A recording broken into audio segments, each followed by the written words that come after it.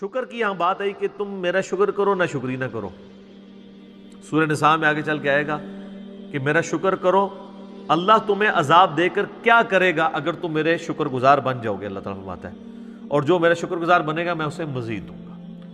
شکر کی ڈیفینیشن یہ نہیں ہے کہ آپ نے کوئی الحمدللہ کی تسبیح پڑھ لینی ہے، وہ ثواب اپنی جگہ ہے. شکر کی ڈیفینیشن یہ ہے کہ پریکٹیکلی شکر نظر آنا چاہیے.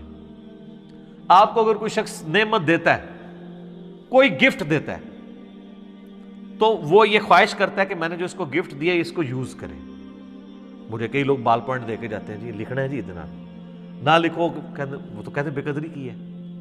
اللہ تعالیٰ نے جو ہمیں نعمتیں دی ہیں نا، تو اس کی ریکوائرمنٹ ہے اپنے بندوں سے کہ وہ ان نعمتوں کو ان کاموں میں کھپائے جو اللہ نے حکم دیا ہے، اور ان نعمتوں کو ان چیزوں سے بچائے جس سے اللہ نے منع کیا ہے.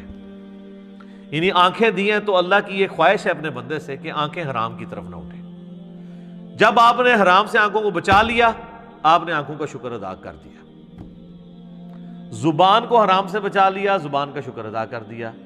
دل کو بچا لیا، دل کا شکر ادا کر دیا. جو بخاری مسلم میں حدیث ہے نا کہ آنکھیں بھی زنا کرتی ہیں، ہاتھ بھی زنا کرتے ہیں، پاؤں بھی زنا کرتے ہیں، دل بھی زنا کرتا ہے، شرمگاہ اس کی تصدیق کر دیتی ہے. دل میں جان بوجھ کے برا خیال ہے، اے تو آ گیا جھٹک دیا چھوڑ دیا، جان بوجھ کے نہ.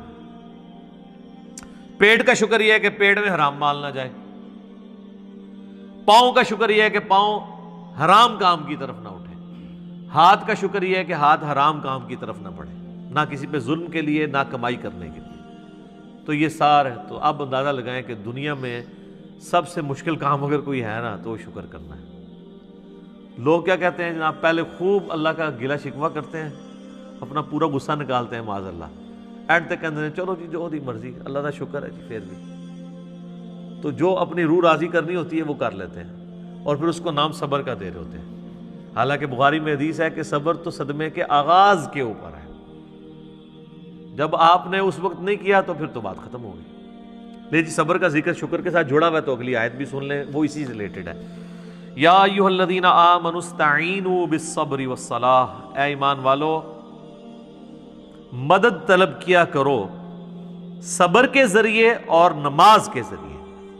کس کی مدد؟ اللہ کی. ظاہر ہے شیخ عبد القادر جیلانی کی مدد تو نہیں طلب کرنی، مولا علی کی مدد تو نہیں طلب کرنی، اس سے اللہ کی. کیونکہ ساتھ ہی آ گیا ان اللہ مع الصابرین، بے شک اللہ صبر کرنے والوں کے ساتھ ہے.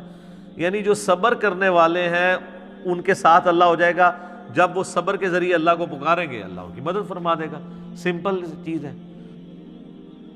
صبر کے اندر پوری زندگی ہے. بلکہ نماز بھی صبر ہی ہے جناب. فجر کی نماز گرمیوں میں اٹھ کے پڑھنا صبر نہیں ہے جب نیند ہی نہیں پوری ہوتی. سردیوں میں نماز کے لیے وضو کرنا کیا صبر نہیں ہے؟ صبر کی 3 اقسام ہے مینلی.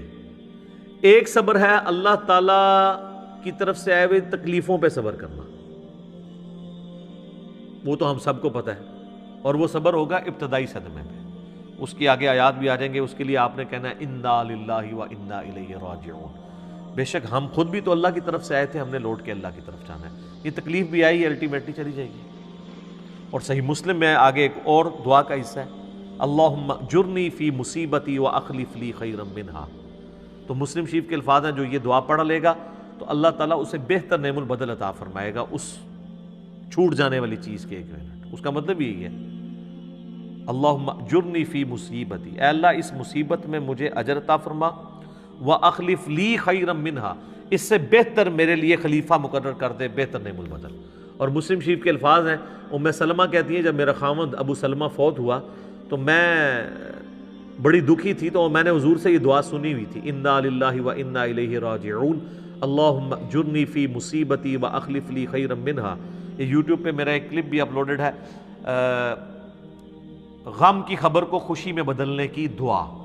تو اس میں نے اس کو ڈسپلے بھی کروایا نیچے. تو کہتی ہیں میں نے یہ دعا پڑھ لی اور میں پھر پریشان تھی کہ ابو سلمہ سے بہتر تو نبی الاسلام کے صحابہ میں کوئی اور صحابی نہیں ہے، تو مجھے اللہ تعالیٰ اس کا بہتر نعم البدل کیا دے گا. تو کہتے ہیں جیسے ہی میری عدت پوری ہوئی تو نبی الاسلام میرے پاس آئے اور انہوں نے میرے سامنے اس خواہش کا اظہار کیا کہ میں تمہیں اپنے عقد میں لینا چاہتا ہوں. تو کہتی ہیں میں نے کہا مجھے واقعی نعم البدل مل گیا. اور ام المومنین بنی ہے 64 ہجری میں فوت ہوئی ہیں، واقعہ کربلا کے بھی 3 سال بعد فوت ہوئی ہیں۔ نبی الاسلام کی وفات کے بعد یہ 53 سال زندہ رہی ہیں۔ اتنی لمبی عمر کسی اور امہات المومنین میں سے کسی نے نہیں پائی۔ سب سے آخر میں حضور کی جو بیوی فوت ہوئی ہیں ام سلمہ ہے۔ اور اہل بیت کی شان میں اور کربلا سے ریلیٹڈ جتنی احادیث ہیں نا وہ آلموسٹ ام سلمہ نے روایت کی ہوئی ہے۔ نبی الاسلام کی یہ بڑی لاڈلی ترین بیویوں میں سے ام سلمہ سلام اللہ علیہا ورضی اللہ تعالی عنہا۔ تو انہوں نے یہ دعا پڑھ لی تھی، تو وہ اس کا کچھ حصہ آگے آ بھی جائے گا۔ اللہ تعالیٰ نیک بندوں کی نشانی بتائے گا کہ وہ جب بھی ان پہ کوئی تکلیف آتی ہے تو وہ یہی کہتے ہیں انا للہ و انا الیہ راجعون۔ تو پہلا صبر ہے تکلیفوں پہ، دوسرا صبر ہے جو اللہ نے آپ پہ پابندیاں لگا دی ہیں فرائض کی، نماز پڑھنی ہے، روزہ رکھنا ہے، یہ ظاہر ہے آپ کو اس کے لیے جنبی ہوں تو غسل اتارنا ہے، اس کے لیے آپ کو تکلیف سے نہیں گزرنا پڑتا، پروٹوکول دینا پڑتا ہے، تو یہ بھی ہے۔ اور تیسرا صبر ہے حرام چیزوں سے بچنے پہ، آنکھوں کی حفاظت کرنا، اس کو حرام سے بچانا، اس کے لیے صبر کرنا پڑتا ہے۔ حرام کما کے راتوں رات امیر ہو جانا یہ تو آسان کام ہے، لیکن حلال کما کے روکھی سوکھی کھا کے گزارا کرنا اور اللہ سے ڈرنا کہ میں نے حرام کا لقمہ اپنے پیٹ میں نہیں جانے دینا، اس کے لیے آپ کو صبر کرنا پڑے گا۔ تو یہ 3 صبر ہیں۔ نمبر 1 اللہ کی طرف سے آئی ہوئی تکالیف پہ صبر، نمبر 2 اللہ نے جو آپ پہ فرائض لگائے ہیں ان فرضوں کو منوان اسی طریقے سے پورا کرنے میں جو تکلیفیں اٹھانی ہیں اس پہ صبر، چاہے وہ گرمیوں کے روزے ہوں اور سردیوں کے وضو ہوں اور گرمیوں کی فجر کی نماز ہو، اور تیسرا اللہ تبارک و تعالیٰ نے جو حرام سے بچنے کے لیے آپ کو ایمفسائز کیا ہے اور اٹریکشن بھی رکھ دی اس حرام کے اندر، تو صبر کرنا پڑے گا نا۔ اٹریکشن تو ہے ہر حرام چیز میں۔ مسلم شریف میں حدیث ہے اللہ تعالیٰ نے جنت کو ناگوار چیزوں سے ڈھانپ دیا ہے اور جہنم کو، دوزخ کو خوشگوار چیزوں سے ڈھانپا ہوا ہے، یعنی دنیا میں ہر خوشگوار چیز دوزخ کی طرف لے جاتی ہے اور ہر ناگوار چیز جنت کی طرف لے جاتی ہے۔ اب وہ ناگوار کی ہرڈلز جو عبور کرے گا نا تو جنت تک پہنچے گا، یہ ہے وہ چیز۔ اس پہ خیر گھنٹوں بولا جا سکتا ہے، میرا ایک لیکچر ضرور سنیں، میں نے ان ساری چیزوں کو اس میں بریف کیا ہے۔ مسئلہ 120 سورۃ الفرقان سے اللہ کے صحیح اولیاء کی 12 خصوصیات کیا ہیں وہ میں نے بیان کیے، اس میں میں نے کافی ساری حدیثیں بیان کی تھی، آج بال نہیں کہ میں ان کی طرف جاؤں، ان آیات کو کور کر لیتے ہیں۔